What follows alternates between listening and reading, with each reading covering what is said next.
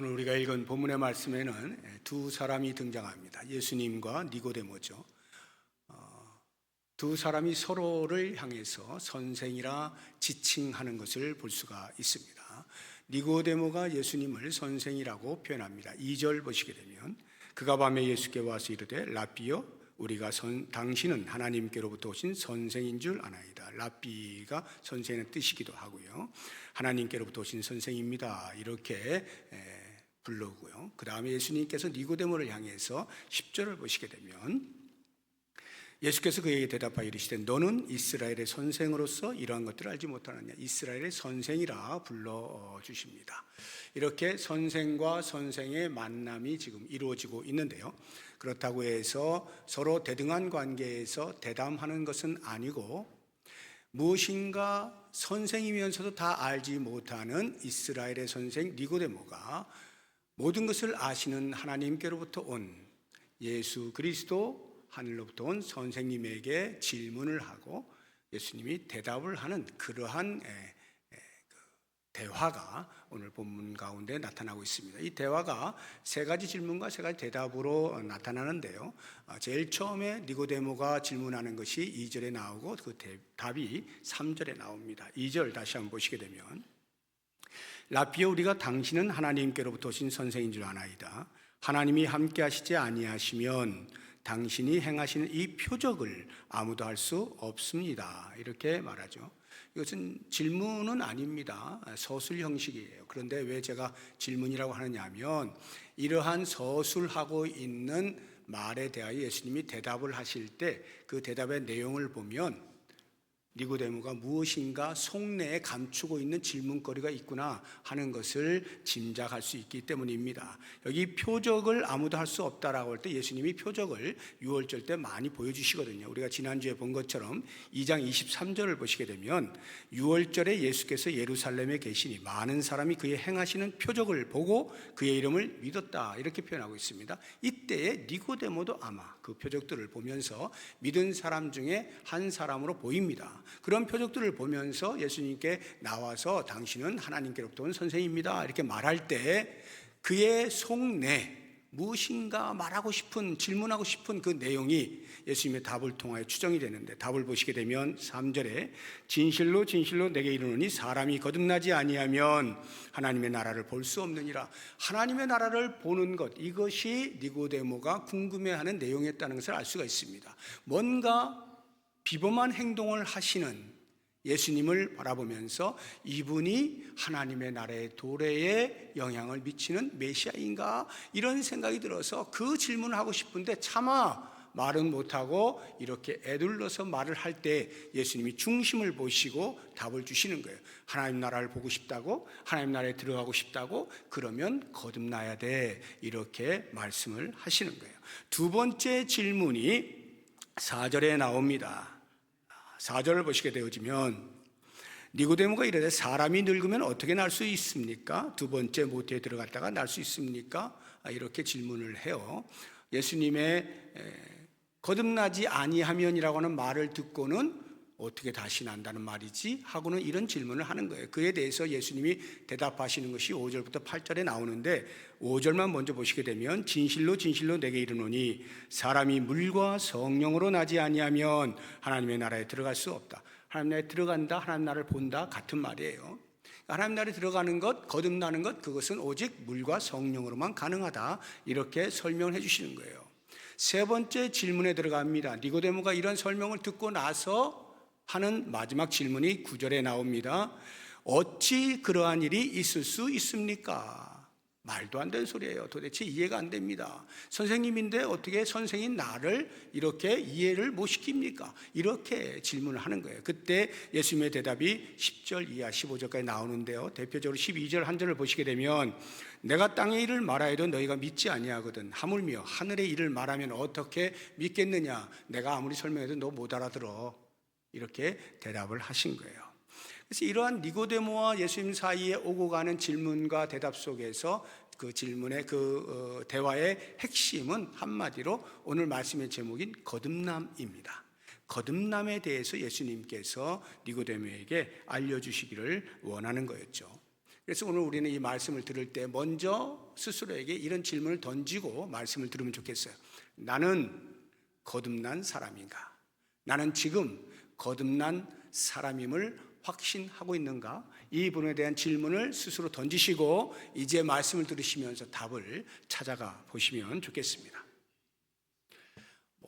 신앙생활 오래 하신 분들이야 당연히 거듭남이 무슨 의미인지 다 알겠지만 또 이제 초보의 단계에 있으신 분들은 말이 어려울 수도 있습니다. 그래서 아시는 분은 아시는 대로 제대로 알고 있는지를 확인하는 차원에서 거듭남에 대해서 제가 먼저 설명을 드리겠습니다. 거듭남이란 한자로 변하면 중생입니다. 거듭남은 순수 우리말이에요. 거듭났다 이런 말이에요. 이것을 한자로 표현하면 중생인데요. 중생은 한자에 따라 두 가지 의미, 다른 의미가 있어서 조심해야 되는데 그 차이를 먼저 말씀을 드릴게요. 먼저 불교에서 주로 사용하는 중생이라는 용어가 있습니다. 한문을 보시게 되면요, 무리중자를 쓰고 있습니다. 그래서 이 의미는 생명을 가진 모든 사람 이런 뜻이에요. 불교에서 주로 이제 말하는 것이 부처의 은덕을 따라서 중생을 구제합시다. 뭐 이런 말들 많이 쓰잖아요. 중생 이런 말. 아이고 인간아 이제 한탄할 때 이런 말 쓰잖아요. 그때 어떤 사람은 아이고 이 중생아 이런 말도 쓰잖아요. 그때 중생, 모든 사람을 일컬어서 중생. 근데 이건 기독교에서 말하는 그 중생 거듭남은 아니에요. 기독교가 말하는 거듭남의 의미를 가진 중생이라고 한자는 무거울 중자를 씁니다. 그 다음 보여주시면 무거울 중자를 쓰죠. 이 무겁다는 게 뭐냐 하면요, 짐이 있으면은 사람이 짐을 지는데 그 위에다 짐을 또 올리고 또 올려요. 그러면 굉장히 무거워지겠죠. 그래서 저 무거울 중자의 그 한문은 보통 우리 한자가 표의어잖아요. 뜻을 가지고 있는 그 글자의 뜻들이 있단 말이죠. 짐을 이렇게 쌓는단 말이죠. 그래서 무겁다는 건데, 그래서 쌓는다라고 하는 개념에서 다시 중자이기도 합니다. 겹치는 중 이런 의미로도 사용이 되는 거예요. 그래서 중생이라고 하는 건 다시 태어난다 해서 거듭남 이렇게 이해를 하시면 됩니다. 그러면 성경의 언어는 거듭난다는 말을 어떻게 쓰고 있는가? 헬라어를 말이죠. 여러분들이 헬라어를 아실 필요는 없습니다만 제가 설명을 위해서 소개를 해드릴게요. 거듭난다라고 하는 헬라어 용어는 겐네데 아노덴입니다. 이 겐네데라고 하는 것이 태어난다는 말이고요. 아노덴, 요것이 중요해요. 이 아노덴이라고 하는 단어를 성경 번역을 보게 되어지면 다양한 용어로 번역을 해놓았는데 대표적으로 세 가지가 있습니다. 하나는 다시라고 하는 말이고요. 또 다른 하나는 새로, 그 다음에 마지막 세 번째는 위로부터, 이렇게 번역을 제각각 해놓았어요. 성경 번역서들을 보게 되어지면. 그래서 이것을 제가 정리를 해서 영어 성경 번역본들하고 한글 성경 번역본들 다 종합해가지고 세 가지로 제가 거듭남에 대해서 이렇게 성경이 말하고 있다 하는 것을 알려드리는데, 첫 번째가 born again입니다. 이것은 다시 난다. 우리가 보통 말하는 거듭남, 다시 나다 할 때 born again을 가장 보편적으로 사용을 하죠. 그러니까 우리가 신체적으로 부모를 통해서 태어났어요. 그렇지만 이 거듭남이라고 하는 것은 그런 신체적 다시 태어나는 것이 아니라 영적으로 다시 태어난다라고 해서 다시 남, born again 이런 말을 쓴다 이 말이죠. 두 번째는 born anew입니다. 이것은 새롭게 태어난다, 새로남이라 이런 뜻이에요. 이 말의 의미는 뭐냐 하면, 우리가 보통 이제 사회에서도 거듭난다는 말을 종종 써요. 기독교 용어가 아니어도. 예를 들어서 교도소를 들락날락 하던 사람이 어느 날 완전히 바뀌어가지고 새로운 사람이 되어 사회에 적응도 잘하고 책임을 다하고 열심히 산다 이 말이에요. 그러면 야, 저 사람 거듭났어 이런 말 쓰잖아요. 개과천선했다 이런 말이죠. 도덕적으로 변화가 일어났다는 거예요. 또는 어떤 회사가 늘 경제적으로 어려움을 겪다가 경영진의 교체를 통하여서 회사가 완전히 급성장을 하게 되어질 때 저 회사 거듭났어 이런 말 쓴단 말이죠. 이럴 때는 어떤 경영진의 교체, 환골 탈태를 통하여서 회사가 완전히 달라졌다 이런 말이죠. 그러니까 기독교가 아닌 일반 사회에서 사용할 때 이 거듭났다라고 하는 말의 의미의 핵심은 도덕적인 변화 또는 상황의 개선, 이런 말을 쓸 때 거듭났다는 말을 써요. 그런데 우리 기독교에서 born anew, 새로 태어났다, 새로 났다 라고 하는 말을 쓸 때는 그런 도덕적인 변화나 상황의 개선을 말하는 게 아니에요. 그것보다 훨씬 더 본질적인 것, 신분의 변화를 이야기하는 겁니다. 우리는 사탄의 종로로 타는 노예였어요. 그런데 born anew, 새로 태어나서 하나님의 자녀로의 신분의 급격한 변화를 일으켰다. 이게 바로 anew, 새로 나. 그래서 예수님께서 사도 바울이 우리를 가리켜서 새로운 피조물 이렇게 이야기해요. 그리스도 안에 있는 자는 모두가 다 새로운 피조물이다라고 할 때 이 born anew를 의미하는 거예요. 마지막 세 번째, born from above가 있어요. 위로부터 난다라고 하는, 위로남인데요. 이게 무슨 말이냐 하면, 위로 난다? 사람이 어떻게 위에서 이렇게 줄 타고 내려왔다는 말인가? 그게 아니고요. 우리의 거듭나는 모든 행위는 인간 스스로가 결정할 수 없다는 거예요. 위로부터 주어지는 것이다 하는 말입니다. 성령께서 우리의 딱딱한 마음을 부드럽게 만드셔서 복음을 듣게 하시고 예수를 영접하게 하시고 구세주로 고백할 수 있게 만들어주시는 성령의 작용, 이것이 거듭남인데 이것이 위로부터 주어지는 것이다. 인간이 할 수 있는 것이 아니다. 이래서 born from above라고 하는 뜻을 갖게 되어지는 거예요. 아마 이 신학적으로 볼 때는 세 번째가 가장 적합한 번역으로 이해가 되어져요. 뭐 세 가지가 다 공이 써도 상관이 없습니다. 예를 들어서 영어 성경 NIV라든가 여러분이 많이 보시는 NIV 또는 NASB 같은 것 좀 많이 보시는데, 그런 데를 보면 born again 이렇게 번역을 해놓았거든요. born again 번역해놓고 거기에다가 주를 달아놨어요. 주 해서 밑을 쭉 내려가 보시면 거기에 born anew 또는 born from above 써 있어요. 그러니까 실제 원어상으로는 이게 더 가깝다 이렇게 말을 하는 것이고, 이해를 위해서 born again 이렇게 번역을 했다라고 하는 의미로 이렇게 번역한 것이죠. 그렇게 볼 때 우리의 거듭남이라고 하는 의미는 신분상의 변화, 하나님의 자녀가 되었다, 이런 의미로 보시면 되겠습니다. 그렇다고 하면 우리가 어떻게 거듭나느냐, 어떻게, 중요하잖아요. 어떻게 거듭날 수 있느냐, 이 부분에 대해서 니고데모는 도무지 이해를 못하니까 하는 말이 뭐예요? 4절 보시게 되어지면, 사람이 늙으면 어떻게 날 수 있습니까? 두 번째 모태에 들어갔다 날 수 있습니까? 물리적으로 다시 출생할 수 있는 거냐? 이렇게 질문을 하는 거예요. 이 질문 속에는 니고데모도 자기가 질문해놓고 참 어이가 없을 거예요. 야, 이거 말도 안 되는 질문인데 하면서 예수님으로부터 당연히 그건 아니지, 이런 답을 얻고자 하는 마음으로 아마 질문했겠죠. 예수님 들어보세요. 이렇게 말도 안 되는 질문을 제가 던질 수밖에 없는 거, 설명을 들어보니까 이런 말인데 이게 말이 됩니까? 이렇게 질문을 하는 거예요. 예수님께서 뭐라고 대답을 해주셔? 거듭난다는 건 그런 말이 아니고 물과 성령으로 난다는 말이야 하고 가르쳐 주신 거예요. 물과 성령으로 5절에 그렇게 말씀하시잖아요. 그러면 우리가 성령으로 거듭난다 하는 말은 워낙 제가 여러 차례 말씀드렸기 때문에 그것에 대한 이해는 대부분 되셨을 거예요, 오래 다니신 분들이라고 하면. 그런데 물과 성령을 할 때 이 물의 의미에 대해서는 명확하지가 않아요. 왜냐하면 해석 자체가 분분하거든요. 대표적으로 제가 한 세 가지 정도를 여러분들에게 말씀을 드리는데, 하나는 물을 세례로 보는 거예요. 세례와 성령으로 거듭난다 이렇게 보는 건데, 언어적으로 보게 되어지면 물 하면 세례니까 가장 근접한 해석이긴 한데 신학적으로는 도무지 맞지가 않는 거예요. 왜냐하면 세례라고 하는 건 우리의 거듭남에 아무런 영향을 미치지 못해요. 거듭난 자가 외적으로 저 거듭났습니다 하고 성도들에게 표현하기 위하여 받는 게 세례지, 세례를 받는 순간에 내가 거듭나거나 하는 게 아니에요. 세례는 아무런 우리의 거듭남에 영향을 미치지 못해요. 그런 면에서 세례와 성령으로 거듭난다, 이것은 신학적으로 맞지가 않아요. 두 번째, 그래서 칼빈은 이 물을 이렇게 표현했어요. 물과 성령 할 때 이 과를 물, 즉 물 또는 물, 그리고 이렇게 성령과 물을 같이 보는 겁니다. 물, 즉 성령으로 거듭나는.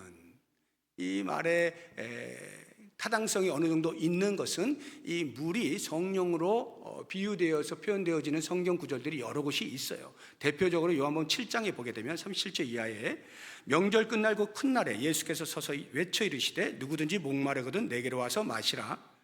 나를 믿는 자는 성경에 이른 것 같이 그 배에서 생수의 강이 흘러나서 넘친다. 생수의 강, 물을 이야기하잖아요. 그리고는 39절을 보시게 되면 이는 그를 믿는 자들이 받을 성령을 가리켜 말씀하신 것이라 해서 물이 곧 성령을 비유하여 표현하고 있다는 것을 알게 해주잖아요. 그런 면에서 물 곧 성령 이렇게 보는 것 괜찮은 해석이다 보여집니다. 마지막 세 번째, 물을 말씀으로 보는 거예요. 그래서 말씀과 성령으로 거듭나지 아니하면 말씀과 성령으로. 근데 물을 어떻게 갑자기 논리적 비약을 통해서 말씀이라고 말을 하지? 좀 이상하잖아요. 그런데 그렇게 비약이 있는 것은 아니에요. 비슷한 말씀이 없지는 않습니다. 에베소서 5장을 보시게 되면 26절에 이는 곧 물로 씻어, 물로 씻잖아요. 그런 것처럼 말씀으로 깨끗하게 하사. 이 말씀이 물에 비유되어져서 충분히 말씀의 그 역할이 우리를 깨끗하게, 죄에서 깨끗하게 하는, 마치 물로 우리의 육체를 씻는 것처럼 말이죠. 이렇게 이해가 되기도 하고요. 그러면 말씀이 과연 우리를 거듭나게 하느냐? 그런 말씀들이 많이 있죠. 야고보서를 보게 되면 1장 18절에 그가 그 피조물 중에 우리로 한 첫 열매가 되게 하시려고 자기의 뜻을 따라 진리의 말씀으로 우리를 낳으셨다. 말씀으로 우리를 낳으셨다. 이 낳으셨다는 게 뭐예요? 거듭남을 말하는 거잖아요. 진리의 말씀으로 우리를 거듭나게 하셨다. 더 구체적이고 명확하게 베드로전서 1장 23절을 보면 너희가 거듭난 것은 썩어질 씨로 된 것이 아니요 썩지 아니할 씨로 된 것이니 살아있고 항상 있는 하나님의 말씀으로 거듭났다. 분명하게 말씀을 하고 있죠. 그래서 이 말씀과 성령으로 보아도 좋다 하는 생각이 듭니다. 그러니까 신학적으로는 물고 성령 또는 말씀과 성령 이렇게 보시면 거의 틀림이 없다 이렇게 보시면 되고요. 근데 이런 설명을 이제 예수님께서 물과 성령으로 나지 아니하면 하나님 나라를 볼 수 없다라고 말씀을 해 주시니까 니고데모가 고개를 끄덕거리면서 아 그렇군요 하면 얼마나 좋았겠어요. 그런데 니고데모의 눈만 더 커지는 거 계속 동그랗게 뜨면서 도대체 점점 갈수록 더 알아들을 수 없는 말씀을 하시네 하면서 계속 그 다음 뭔가 이해할 수 있는 말씀을 주시지 않을까 기다리고 있는 이 니고데모에게 예수님이 얼마나 짠하시겠어요. 야 이걸 못 알아듣는구나. 이스라엘의 선생인데 율법에 정통한 바리새인인데 어떻게 이걸 못 알아듣지? 그리고는 비유로 설명해 주시는 그 비유가 바람이에요. 바람의 비유를 들어서 설명해 주십니다. 8절 한번 보시기 바랍니다. 바람이 임의로 불매 내가 그 소리는 들어도 어디서 와서 어디로 가는지 알지 못하나니 성령으로 난 사람도 다 그러하니라 해서 바람처럼 성령으로 난 사람도 그렇다 이렇게 이야기하는데 이 바람의 특성 제가 세 가지를 이야기를 하면 하나는 사실성 바람은 존재한다. 바람이 부는 것을 통해서 우리는 아 바람이 있구나 하는 것을 알잖아요. 아마 이 이야기를 하실 때 혹시 바람이 살랑살랑 불었나 하는 생각도 듭니다. 예수님이 비유의 말씀을 하실 때는 늘 주변에 있는 거 가까이 있는 거 가지고 이렇게 말씀을 잘 하시거든요. 바람이 싹 불었을까? 야 이거 봐 너 지금 바람 불고 있지? 이렇게 아마 비유를 하시지 않았을까? 그냥 저 나름대로 추측을 해봤는데 아무튼 바람이 불면 아 바람이 있구나 하는 것을 압니다. 그럼에도 불구하고 바람의 출처 바람이 어디서 와서 어디로 가고 바람이 어떻게 되고 뭐 이런 것들에 대해서 잘 몰라요. 그래서 바람의 신비성이 있습니다. 존재하는 것은 분명한데 설명하자니 좀 어려운 이런 신비함이 있어요. 그리고 바람의 임의성 바람이 임의로 불매 이게 무슨 말이냐면 바람이 자기 마음대로 분다 이 말이에요. 어떤 법칙을 따라 불거나 아니면 사람이 그것을 인위적으로 조장할 수 없다는 말입니다. 바람 마음대로 분다는 거예요. 이게 임의성이에요. 그런 것처럼 성령으로 난 사람이 이와 같다. 즉 성령께서도 분명히 존재하셔서 우리 가운데 역사하시는데 성령을 설명하라 하면 말하기가 쉽지는 않고 그럼에도 불구하고 성령께서는 하나님의 명령을 따라서 사람들에게 다가가서 그 마음을 부드럽게 만드시는 이 일에 있어서 사람이 성령에게 말해가지고 성령이여 저에게 오셔서 저에게 거듭나게 해주십시오, 이렇게 요청할 수 없다는 말이에요. 성령이 임의로 다가가는 거예요.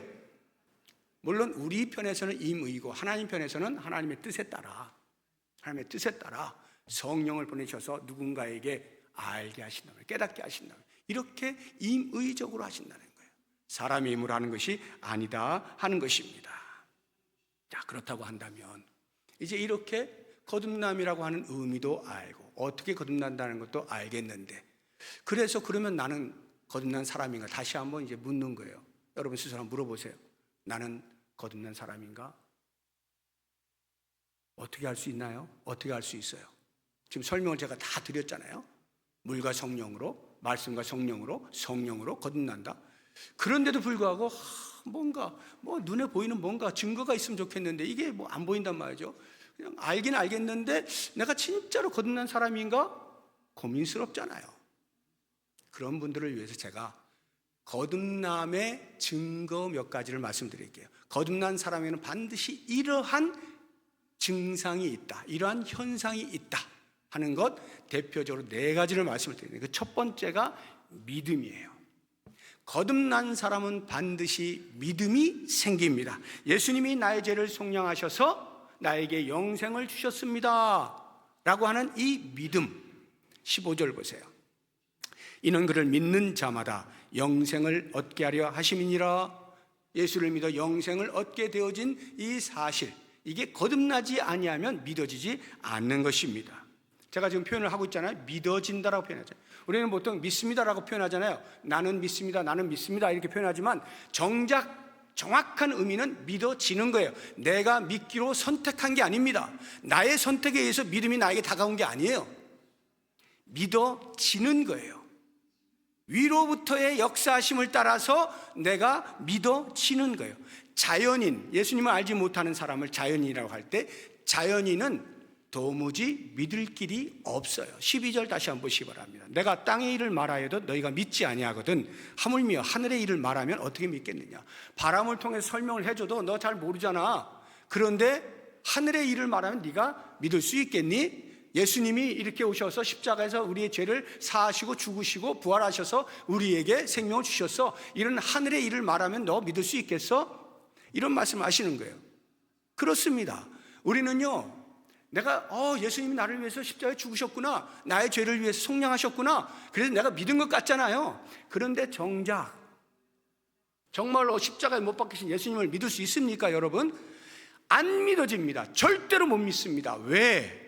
그 이유를 사도 요한이 불뱀의 사건을 통해서 우리에게 알려주고 있어요. 민수기 21장에 보면 이스라엘 백성들이 광야 40년의 삶을 거의 다 살고 이제 가나안 땅에 들어가기 직전이에요. 거기서 이제 조금만 가면 되는데 하나님께서 갑자기 모세에게 명령하셔서 야 모세야, 너희 백성들 데리고 저쪽으로 돌아가라 우회하게 만드십니다. 그러니까 백성들이 짜증이 났어요. 아니 지금까지 40년 생고생을 했는데 이제 곧 가나안 땅 들어가게 생겼는데 왜 또 돌아가라는 거야 하고 불평과 원망을 쏟아냅니다. 하나님께서 얼마나 실망하셨겠어요. 40년 동안 좀 훈련이 됐나 싶었더니 그새 하나님을 신뢰하지 못하고 또 불평하고 원망을 하니까 하나님께서 불뱀을 보내십니다. 그래가지고 독에 물려 죽게 만드신 거예요. 수없이 많은 사람이 죽어가는 거예요. 이스라엘 백성들이 깜짝 놀랐습니다. 아니 이런 일이, 모세에게 달려가가지고는 모세요 우리가 잘못했으니까 제발 하나님 앞에 가서 기도해가지고 우리를 다시 살려주시오 이렇게 하니까 모세가 또 가잖아요. 하나님 앞에 가가지고 하나님 살려주세요 기도하니까 하나님께서 방법을 알려주셔요. 그 방법이 뭔지 아십니까? 불뱀에 물린 자를 다시 살리시는 방법. 상식적이라고 하면 해독제를 주셔야 돼요. 해독제. 마시는 해독제가 됐든 바르는 해독제가 됐든 해독제를 주셔야 독에 중독된 것으로부터 이제 살아날 거 아니에요. 근데 하나님께서 제시하신 방법이라고 하는 것이 물린 불뱀 있잖아요. 그 불뱀의 형상을 노수로 만들어 가지고 장대에 매달아 높이 세우면 그 노수로 만든 불뱀, 놋뱀을 밑에서 불뱀에 물린 자들이 쳐다보면 사는 거예요. 이게 방법이에요. 사는 방법. 그런데 물론 그렇게 쳐다본 사람 많이 있어서 살아났어요. 근데 제가 보기에는 안 쳐다본 사람이 더 많지 않았을까 하는 생각이 그냥 듭니다. 왜냐하면 이건 상식적으로 바라볼 수가 없는 거예요. 안 그래도 지금 불뱀에 물려서 독에 중독되었는데 그 중독된 불뱀의 형상을 쳐다보라고? 뭐 이런 말도 안 되는 방법이 있어. 받아들이기 어려워요. 받아들이기 어렵습니다. 생각해 보세요. 예수님께서 우리의 죄를 구속하시기 위해서 십자가에 못 박혀서 모든 죄를 뒤집어 쓰고 죽으셨다는 거예요. 우리는 지금 받아들이니까 너무나 감사하고 그 은혜에 눈물을 흘리지만 자연인은요, 십자가가 뭡니까? 그 당시로 보자면 로마의 가장 악독한 사람이 지는 형벌이 십자가 형벌이에요. 그래서 사도 바울이 이야기하는 거예요. 이방인들에게는 그 십자가가 미련한 것이다. 아니, 죄 지은 사람을 쳐다보고 어떻게 구원받는다는 거야? 말도 안 돼. 유대인들은요, 십자가가 하나님의 저주를 받은 자가 매달리는 거예요. 나무에 달린 자마다 저주를 받은 자 아니라, 그러니까 유대인들에게는 십자가는 거리끼는 거예요. 도무지 그 십자가를 바라봐서 구원을 얻을 길이 없어요. 그 말도 안 되는 거예요. 안 쳐다보게 돼 있다니까요. 그런데 우리는 봤잖아요. 우리는 십자가의 은혜를 노래하잖아요. 감격하잖아요. 눈물을 흘리잖아요. 왜요? 내 자연인의 상태로는, 내 의지로는 안 되는 것을 성령 하나님께서 만지셔서 굴복시키시는 거예요. 그렇구나, 그게 은혜구나, 거기에 구원이 있구나, 이걸 알게 하시는 거예요. 믿게 만드신다 이 말이에요. 그래서 거듭난 자, 성령이 작용하시게 된 자, 거듭난 자는 반드시 예수님을 나의 구세주라고 고백하게 되어 있다 이 말입니다. 예수님을 구주로 고백하는 사람 중에는 거듭나지 않은 사람이 있을 수가 있습니다. 가짜로 고백하면, 그냥 입으로만 고백하면 그 사람은 거듭나지 않고도 고백할 수는 있어요. 그러나 반대로 거듭났는데 신앙 고백이 없는 사람은 없어요. 한 명도 없어요. 거듭난 사람은 반드시 믿음이 생기게 마련인 겁니다. 그러면 여러분, 그 믿음이라고 하는 것이 중생과 관련해서, 거듭남과 관련해서 시간적으로 볼 때 어떤 사람은 내가 거듭나는 순간에 예수님을 믿게 되어지는 경우가 있습니다.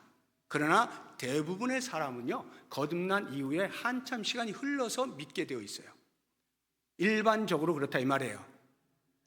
그래서 언제 내가 거듭난지를 몰라요. 바람이 언제 스쳐갔는지 몰라요. 모르는데 내가 주님 믿습니다라고 고백하게 되어질 때, 성령이 이미 내 마음을 만지셨구나, 나는 거듭난 자였구나 하는 것을 알게 된다 이 말이에요. 믿음을 고백하는 그때에 내가 거듭난 자로구나 하는 것을 알게 된다는 거죠.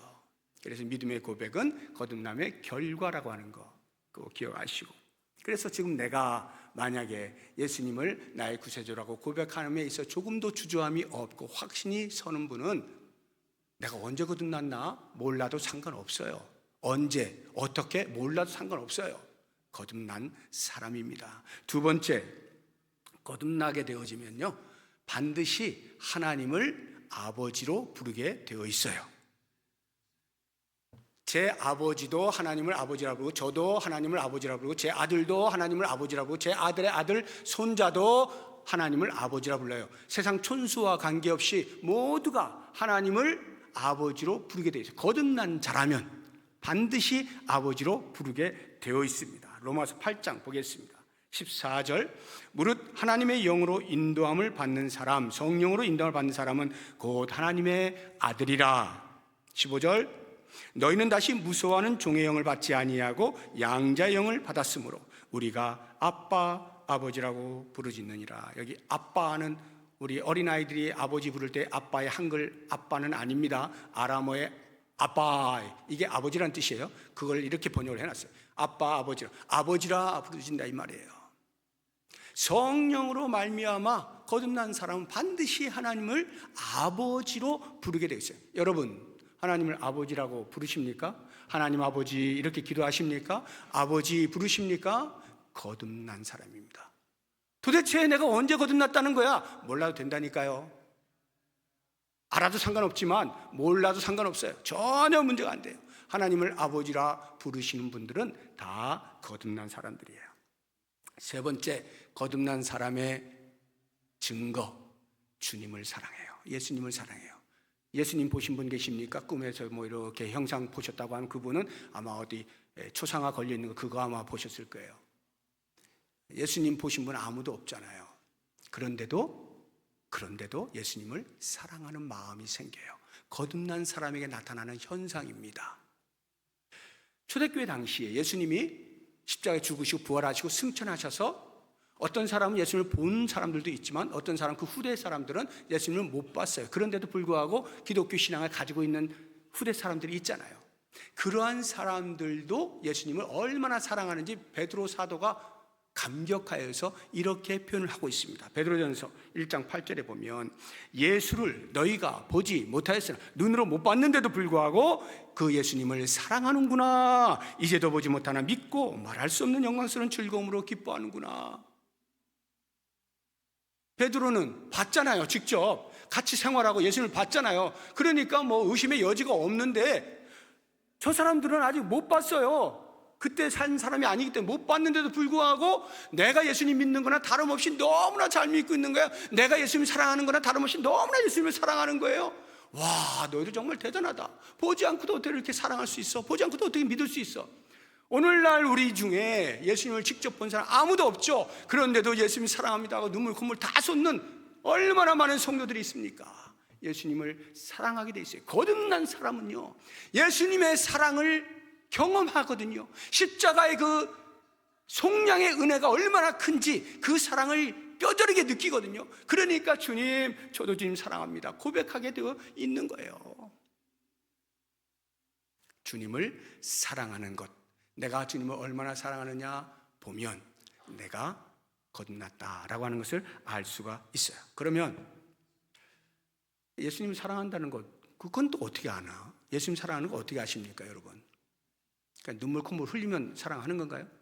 예수님 어떻게 사랑해요? 사랑하는 것을 어떻게 알아요? 사랑의 증상들도 있죠. 여러분 사랑을 해보신 분들은 다 아시겠지만 사랑하게 되어지면 제일 먼저 나타나는 현상이 고백이죠. 고백. 사랑합니다. 고백하잖아요. 내가 당신을 좋아하는 것 같아요. 이렇게 말하잖아요. 고백을 한단 말이에요. 자꾸 고백해요. 사랑해요, 사랑해요. 사랑한다는 말을 고백하게 되어 있어요. 그러니까 우리도 예수님 사랑합니다 이런 고백이 입에서 떨어지지 아니하는 것, 이게 예수님 사랑의 증상이에요. 그래서 우리 노래 가운데도 있잖아요. 사랑합니다 나의 예수님, 사랑합니다 아주 많이요. 사랑합니다 나의 예수님, 사랑합니다 그것뿐이에요. 예수님 사랑한다고 고백을 하는 거예요. 그냥 고백하는 게 너무 좋은 거예요. 그냥 그렇게 고백이 되어진다니까 저절로. 그리고요, 사랑하면 헤어지기 싫잖아요. 같이 있고 싶잖아요. 계속 같이 있고 싶잖아요. 그래서 늘 같이 있다가 갑자기 안 만나면 사랑이 식었나 봐 이러잖아요. 사랑하면 같이 있고 싶은 거예요. 내가 예수님 사랑하나? 예수님 하면 그저 그냥 그 자리에 있고 싶은 거, 예배의 자리에 있고 싶은 거, 찬양의 자리에 있고 싶은 것, 기도의 자리에 있고 싶은 것, 성도와의 교제의 자리에 있고 싶은 것, 교회에 나오고 싶은 것, 이런 것들이 전부 예수님 사랑의 증거들이에요. 함께 있고 싶은 거예요. 그리고 함께 있으면 즐거움이 발생하잖아요. 기쁘잖아요. 희락이 있잖아요. 내가 좋아하는 사람하고 함께 있는데 눈물 짜고 있습니까? 그런 사람 없죠. 기쁨이 있잖아요. 상황과 관계없이 그 사람이 있어서 내게 위로가 되어지고 내게 힘이 되어지고 그래서 기쁨과 환희가 생겨나는 거예요. 이게 사랑의 증상 아닙니까? 그래서 우리의 삶에서 내가 예수님을 사랑하는지를 보려면 나의 얼굴 상태를 보시면 돼. 이렇게 밑으로 이렇게 처진 사람은 예수님 사랑하는 거 아닐 거예요. 이렇게 위로 올라가야죠. 이렇게 올라가야죠. 입꼬리도 올라가고 자꾸 웃음이 나오고, 이게 사랑의 증거예요. 기쁨이 있어요. 상황이 좋아서가 아니라 상황과 관계없이 예수님 때문에 웃을 수 있는 기쁨이 생기는 그러한 삶, 이것은 예수님을 사랑하는 거예요. 그리고 사랑하는 사람에게는 내가 할 수 있는 힘을 다하여 다 해주고 싶잖아요. 뭐든지 말만 해, 내가 다 해줄게, 이러는 거 아니에요? 이게 사랑이잖아요. 예수님을 사랑하는 사람은요, 예수님 편에서 예수님이 원하시는 게 뭔가를 바라보고 그것에 대하여 헌신하기를 주저하지 않아요. 자원하여 헌신합니다. 이런 것들을 보면 내가 예수님 사랑하는지 금방 알 수가 있어요. 거듭난 사람은 예수님을 사랑하게 되어 있어요. 마지막 네 번째 거듭난 사람의 현상은 삶이 바뀌어요. 생활이 변화가 일어납니다. 주인을 기쁘시게 하려고 하는 의지가 발동해요. 내가 아버지라고 부르는 하나님이 무엇을 좋아하시는가, 그 기뻐하시는 것을 생각하면서 그것을 하려는 의지가 발동하게 되어 있어요. 왜냐하면요, 하나님께서 그렇게 우리의 마음에 심어 놓으셨거든요. 빌립보서 2장 13절에 보시면 너희 안에서 행하시는 이는 하나님이시니 자기의 기쁘신 뜻을 위하여 너희에게 소원을 두고 행하게 하신다, 이렇게 말씀하셨잖아요. 자기의 기쁘신 뜻을 위하여 우리에게 소원을 두어 행하게 하신다 할 때 그 소원을 두시는 소원이 뭐예요? 하나님을 기쁘시게 하는 것이 내 소원이 되게 만드신다는 거예요. 내 마음속에 하나님 기뻐하시는 게 뭘까를 자꾸 생각나게 만든다는 거예요. 그리고는 그것을 행하게 하신다 할 때에 마음도 주실 뿐만 아니라 그 마음대로 할 수 있는 힘도 능력도 부여해 주신다, 이런 말이에요. 그러니 하나님께서 그렇게 마음도 주시고 행할 능력도 주시니까 거듭난 사람은 당연히 그렇게 주인을 기쁘시게 하는 일에 내 의지가 발동되어져서 나의 생각에서부터 말하는 것과 태도와 행동에 있어서 변화를 일으키게 되어 있다, 이 말이에요. 그래서 과거에는 함부로 욕도 하고 했는데 하나님께서 이런 욕하고 하는 삶을 좋아하실 리가 만무하지. 그러니까 언어 순화가 일어나게 되는 거예요. 야, 나 옛날에 정말 욕쟁이였는데 요즘은 욕하는 게 없어. 변화가 일어나는 겁니다. 그런데 신앙생활 50년, 60년 했는데요, 과거에 내가 욕을 잘했어, 지금도 잘해, 나는 역시 욕쟁이야, 이거 아니에요. 이거 거듭났을까요? 아닙니다. 생활의 변화가 있게 되어 있어요. 사람이니까 누굴 미워하는 사람이 있을 수 있잖아요. 그렇게 미워하는 사람이 시간이 지나면 점점 삶의 변화가 일어납니다. 그렇지, 미워하면 안 되는 거지. 말씀이 그렇게 하고 있지, 내 감정대로 살면 안 되는 거지. 어떻게든 자기를 쳐서 복종시키는 겁니다. 그러니까 점점 사랑하는 마음으로 바뀌어 나가는 거예요. 한 번에 다 안 돼도요, 계속해서 바꾸어 나가고자 하는 열심히 우리의 마음간 꿈틀꿈틀 거린단 말이죠. 그런데 예전에 미워했던 사람 지금도 여전히 미워하고 더 미워해. 이거 이상한 거예요. 거듭났을까요? 생각해 보아야 됩니다. 우리의 행동에 있어서 주님께서 기뻐하시지 않을 만한 행동들을 과거에 했다 하더라도 이제 내가 변화되어져서 거듭난 사람으로 살아가게 되어질 때 그것에 대하여서 생각하지 않으며 똑같이 행동한다? 그거 거듭났을까요? 아닙니다. 거듭난 사람은 반드시 삶의 변화가 있게 마련해. 그런데 이 삶의 변화가 어떤 사람은 속도가 빠르게 변화가 되어지고 어떤 사람은 천천히 가는 속도의 차이는 있어요. 왜 이런 속도의 차이가 있느냐 하면 순종의 밀도 때문에 그래요. 그러니까 오래 신앙생활을 했다는 것이 그걸 보장해 주는 게 아니에요. 얼마나 내가 지금 하나님의 말씀을 듣고 말씀에 순종하느냐의 순종의 밀도에 따라서 어떤 사람은 아주 천천히 변화가 되어진 사람이 있는가 하면 어떤 사람들은 이제 막 예수를 믿기 시작했는데도 급격한 변화들을 일으키는 일이 있을 수가 있다, 이 말이에요. 순종을 하면 할수록 그런 변화는 더 많이 일어나게 되겠죠. 그러니까 제가 기대하는 바, 저에게도 기대하고 여러분들이 기대하는 바는 신앙의 연륜이 있잖아요. 연수가 있잖아요. 저도 지금 거의 60년 됐는데요, 어떤 분들은 뭐 70, 80년, 90년 되신 분도 계실 거고, 지금 어떤 분은 이제 1년, 2년 되신 분도 계실 거예요. 신앙의 연수에 따라서 성숙도가 비례하면 좋겠어요. 저는 그걸 기대해요. 신앙의 연수에 따라 삶의 변화가 일어나기를 원하는 거예요. 어제보다 오늘이, 오늘보다 내일이 조금이라도 더 변화되어질 것을 기대하는 것, 이게 정상이에요.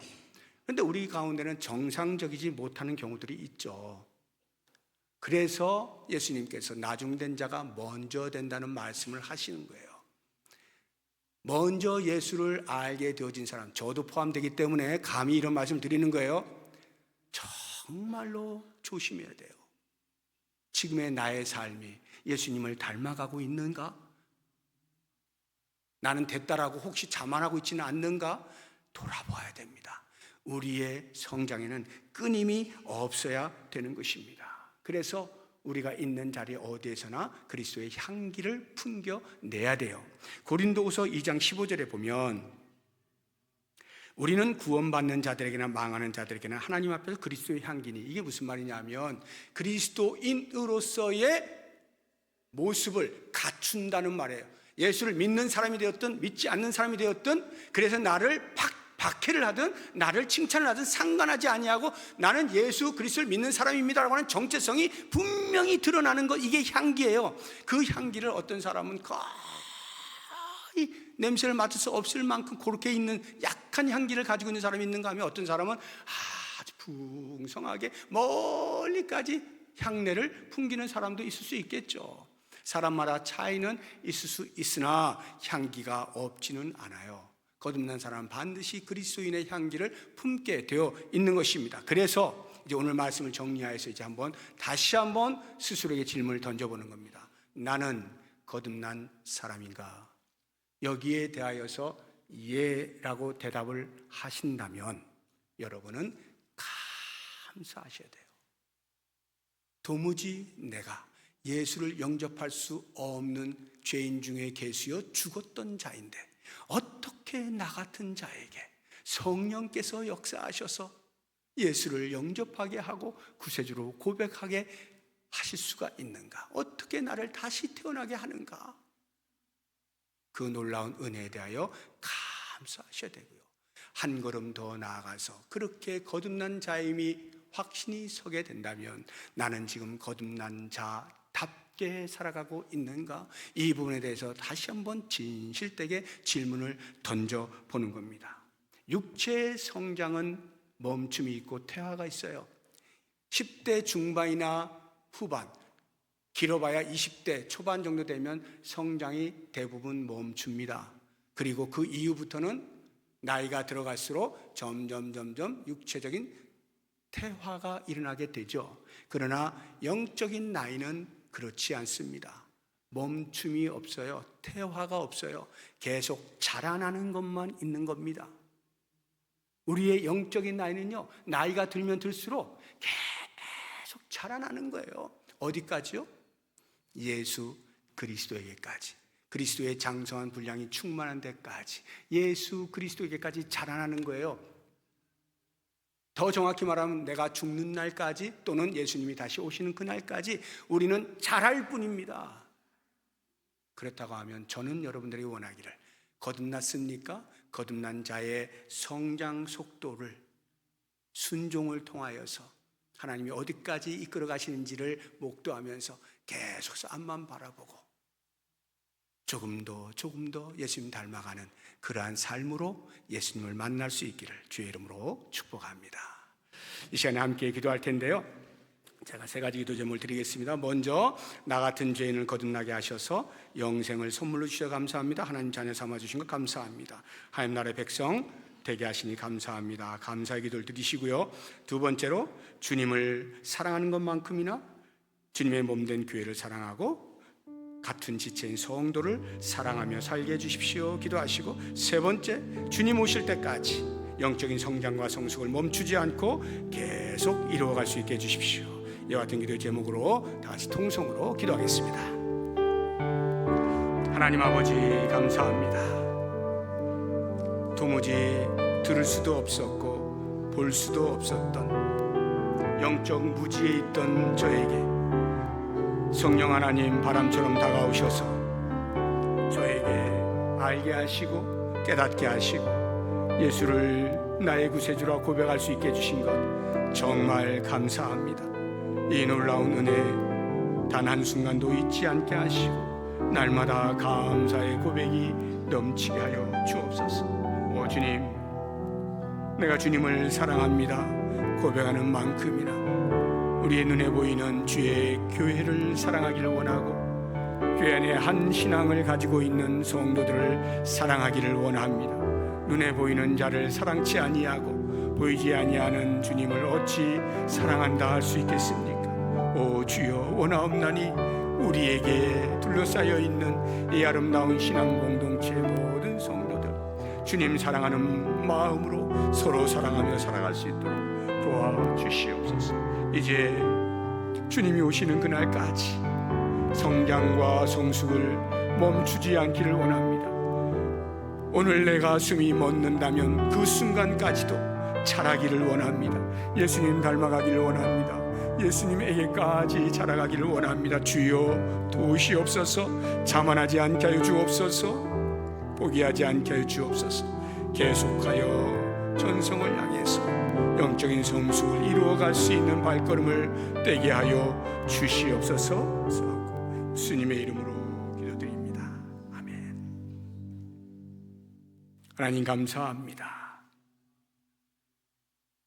내가 어찌할 수 없었을 때 성령을 보내주셔서 거듭나게 하시고 예수를 영접하게 하시고 하나님의 자녀 삼으셔서 하나님 나라의 백성답게 살아갈 수 있는 의지와 열정을 허락해 주시니 감사합니다.